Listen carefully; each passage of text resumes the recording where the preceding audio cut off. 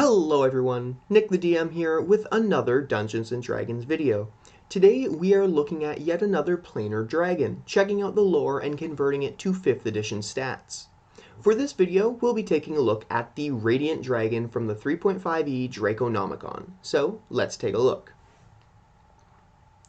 Radiant dragons come from the 7 mounting heavens of Celestia, more commonly referred to as Mount Celestia, the lawful good outer plane. These dragons are simultaneously wonderful and terrible. Awesome in their righteousness, they are the staunchest allies to any creature that displays nobility and justice, offering support and healing to any in need. But they are also fearsome in their dedication to destroying evil. To those who foster chaos or evil, a radiant dragon becomes a furious whirl of color and light, destroying all who oppose it. A radiant dragon seems to shine with a brilliant heavenly glow, which it can dim or douse as desired.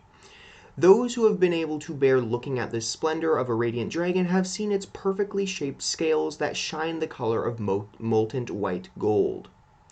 As their appearance suggests, the radiant dragons are proud and regal, and their voices ring like heavenly thunder.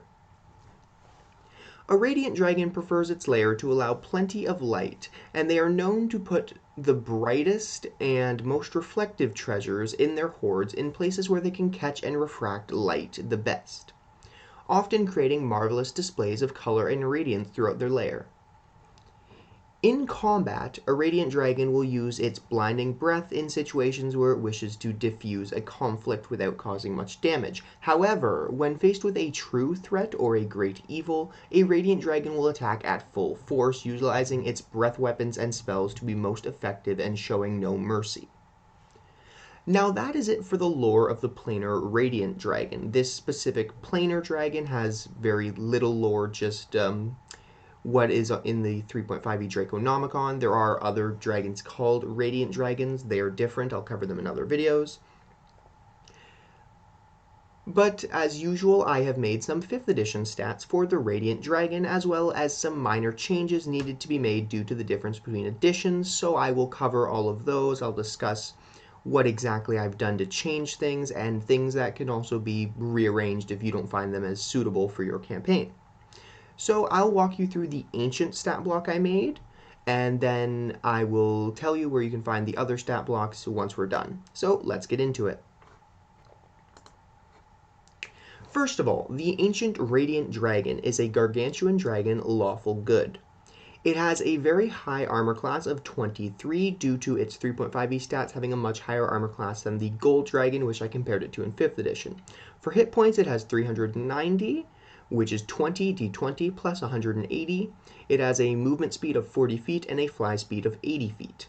For its ability scores, they're pretty high all around. It's a 30 strength, 16 dexterity, 29 constitution, 16 intelligence, 18 wisdom, and 28 charisma. These are all based on what they had in 3.5, comparing it to similar age categories for chromatic and metallic dragons in 5th edition, and then changing them accordingly. Saving throws, it has proficiency in dexterity, constitution, wisdom, and charisma. It has expertise in perception and proficiency in stealth. For damage resistances, I gave it radiant and bludgeoning, piercing, and slashing from non-magical attacks. Now the reason for this is, though it is a radiant dragon, in earlier editions of Dungeons & Dragons 3.5 specifically, radiant damage as a damage type did not technically exist. So the ancient radiant dragon didn't have immunity to radiant damage, or could produce it with its breath weapon, which I'll talk about in a little bit. So in looking into this, I then compared the ancient radiant dragon to other celestial beings like the Solar from 5e, which has resistance to radiant, not immunity, and in order to make up for that gap of not having an immunity, I gave it resistance to bludgeoning, piercing, and slashing from non-magical attacks. So that's where I've put it. If you want to, you can give it immunity to radiant damage. However, I just changed it a little bit just to make it a little more fitting, but that's all up to whoever's running it. It has immunity to the blinded condition. It has 60 feet of blind sight, 120 feet of dark vision, and a passive perception of 28. It can speak, any radiant dragon actually can speak celestial, common, and draconic. The ancient radiant dragon has a challenge rating of 21. Now, despite the fact that earlier I mentioned that it seemed to glow and could douse or dim that light at will, I believe that was more flavor text according to the Draconomicon, because there were no abilities that actually listed it being able to glow or manifest it other than what innate spellcasting it has, which I will get into. However, one unique ability it had was Dispel Darkness. Any darkness spell cast within 60 feet of the dragon is automatically dispelled. In 3.5e, this was at any level lower than its age category, but due to the factor that there are numerous age categories back in that edition, and very limited ones in 5th edition, I just made it so any darkness spell cast within a certain radius just would not work. And realistically, it's not going to make too much of a difference unless the Radiant Dragon has allies. But most creatures would be able to move around or see through this. The Ancient Radiant Dragon has blind sight anyways, so it's not going to do too much in that way. However, if you wish to change it, maybe any darkness spell cast at a certain level or lower is automatically dispelled, and with the younger age categories, you could make that even lower. I just gave it a flat Dispel Darkness, and anyone can modify it from there. Like normal dragons, it has legendary resistance 3 times per day. Like planar dragons, younger and older, so the young category of dragon, and all the way up to worm and ancient and great worm, they all have magic weapons. So if you look at the stat blocks that I will give you, or I will link to you at the end of this video, the wormling will not have magic weapons, but the other age categories will: young, adult, and ancient. For innate spellcasting, the dragon's spellcasting is charisma based, DC 24, plus 16 to hit with spell attacks. Not that it's really necessary.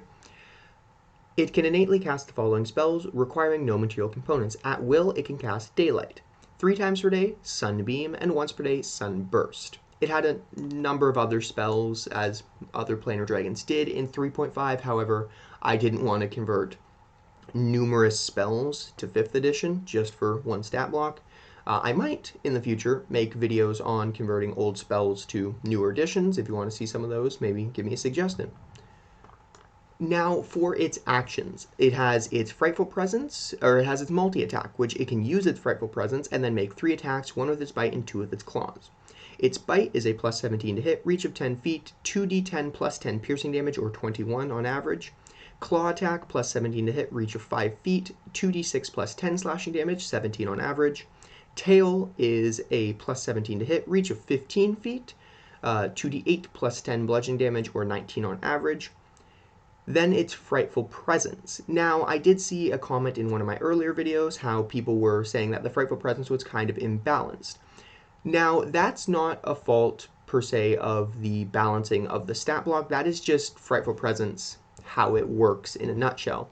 And I will make a video further on this in the future. It's just at certain levels, when basing it on like how you would probably base Frightful Presence, that be it charisma proficiency bonus plus 8, like a normal saving throw, then it becomes a little difficult, especially at later levels. If you look at things like the Ancient Gold Dragon, Ancient Red Dragon, the Frightful Presence has a very difficult level to overcome, but I will make a video on that in the near future. Anyways, its Frightful Presence is 120 feet. It has a DC 24 Wisdom saving throw, or the target is frightened for 1 minute, repeating the saving throw at the end of each of its turns to end the effect. Breath weapons. Here's an interesting one. It has 2 breath weapons. It's Force Breath and it's Blinding Breath. Now, the first one is Force Breath, which might confuse some of you, as it did me, because this is a Radiant Dragon. Should it not be Radiant Breath? Well, as I mentioned before with its resistances, the Radiant subtype of damage did not actually exist in 3.5, so its breath weapon was Force-based. I have called it its Force Breath still to keep it accurate. However, I have changed it to Radiant damage. So it is a 90-foot cone. Each creature must make a DC 24 Dexterity saving throw or take 15 D10 82 Radiant damage on a failed save, or half as much on a successful one. So I've just basically converted, looked at other dragons, found their damage categories, balanced it in the Dungeon Master Guide with the chart on challenge ratings and damage, and then just converted it to Radiant damage rather than Force. Its next ability is its next breath weapon, I should say, is its Blinding Breath. It exhales brilliant light in a 90-foot cone. Each creature in that area must succeed on a DC 24 Constitution saving throw or become blinded for 1 minute. A creature can repeat the saving throw at the end of each of its turn, ending the effect on itself on a success. And that's another thing as well with the Frightful Presence, is with the breath weapon DCs. A DC 24 and having most of the party blind at that point can be quite troublesome, but again, I will cover that in a later video. Next is its Healing Touch as an action. I gave it very similar to the Planar, the Solar, and the Planetar, the Solar, and it's slipping my tongue at this point, but the other Celestials in 5th edition. It has Healing Touch 4 times per day. The dragon touches another creature. The target magically regains 7d8 hit points, or 31 on average, and is freed from any curse, disease, poison, blindness, or deafness. So this can be quite useful, especially if it's an ally to the party in some situations. But it also just makes it thematically closer to a Celestial. Now, its last thing is its legendary actions. The dragon has 3 legendary actions it can take at the end of another creature's turn during combat. It has its tail attack, where it makes a tail attack. That's 1 action. It has its detect, which is a wisdom or a perception check. I always say wisdom perception just because that's how it's written, but it's a perception check.